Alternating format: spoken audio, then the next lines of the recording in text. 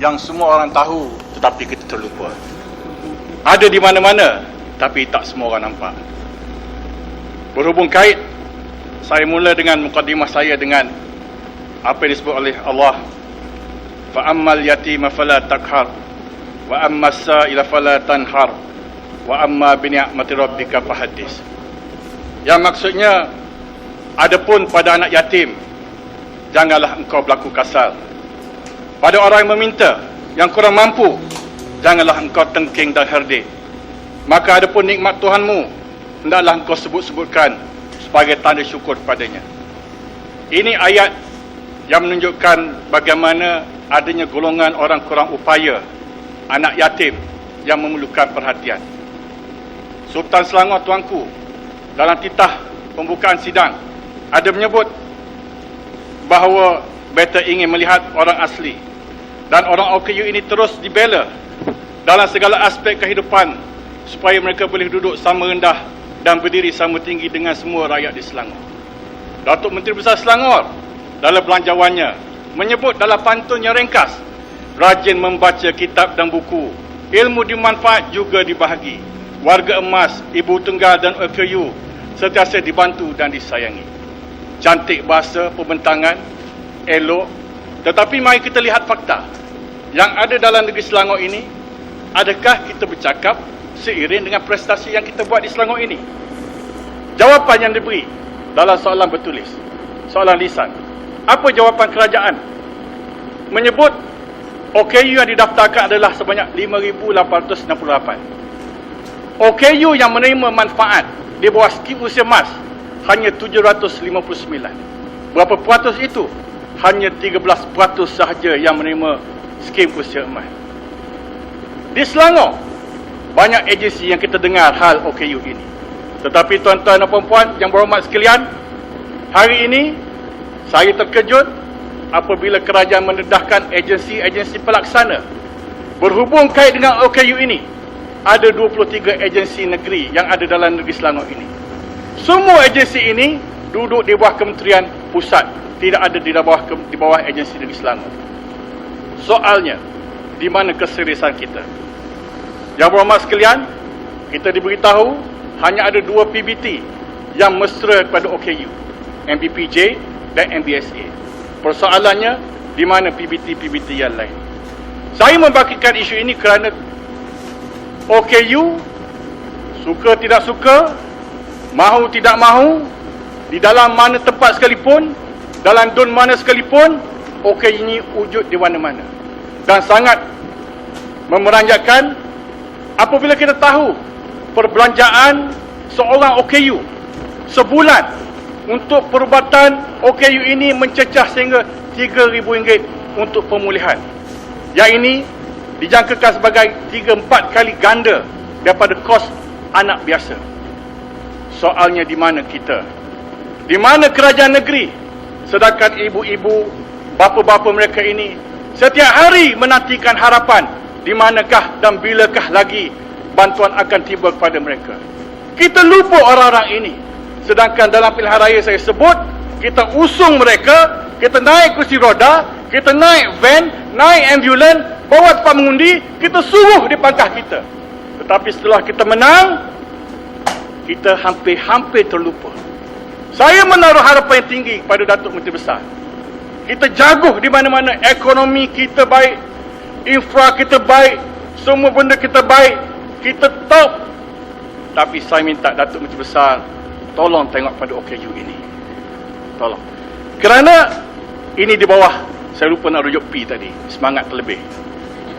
Apa yang ni tak payah rujuk P. Tak payah rujuk. Tak spesifik pun tak payah. Spesifik. Baik, saya teruskan di bawah hal kebajikan. Minit terakhir juga ya. Oh, dah minit terakhir dah. Yalah, saya minta Datuk Menteri Besar, tak banyak OKU ni. Kita kadang-kadang kita perlu melihat pada mereka ini. Tidak banyak pun golongan-golongan ini. Apa salahnya kalau kita wujudkan pendidikan dalam komuniti macam kita buat tuition rakyat, macam kita buat skim usia emas. Ya, skim mesra usia emas kita boleh bagi bantuan RM100. Tetapi bagaimana kesusahan seharian mereka ini? Kalaulah kita boleh menyatukan keluarga-keluarga ini dalam satu skim pendidikan komuniti di bawah style kerajaan negeri dengan izin. Boleh jadi kita boleh membantu dari segi moral mereka-mereka ini. Dan saya lihat Esko Pendidikan lupa. Mungkin kenapa kita tidak spicekan ibu-ibu, bapa-bapa kepada OKU ini. Kita tidak kumpulkan mereka ini. Kalau tak kumpul, mereka bersendirian. Bila bersendirian, dia mula merasa, oh aduh ni tak layan dia. Kerajaan tidak ambil berat pada. Sedangkan kerajaan telah mengumumkan kita beri lebih 7 juta lebih.